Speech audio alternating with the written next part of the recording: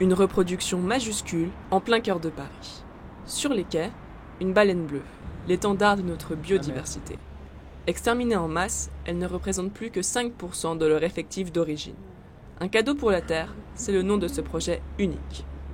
Un jour on s'est dit qu'est-ce qu'on peut faire de plus gros qu'un grizzly, un éléphant, de plus gros qu'un éléphant, une baleine, de plus gros qu'une baleine, enfin la plus grosse de toutes les baleines, la baleine bleue. L'idée de la mettre à Paris, c'était déjà pour nous extraordinaire, et se retrouver au cœur de cet événement planétaire, c'était complètement cohérent parce que c'est un vrai symbole de conservation et de préservation de la biodiversité et des océans. Elle s'appelle Bluebell et elle compte bien faire le tour du monde pour sensibiliser l'opinion publique à sa cause. Dans la régulation du climat, la baleine a un rôle fondamental. Finalement, nous n'avons pas suffisamment parlé de la biodiversité et des océans particulièrement sur cette COP21. Le 21e siècle sera écologique ou ne sera pas.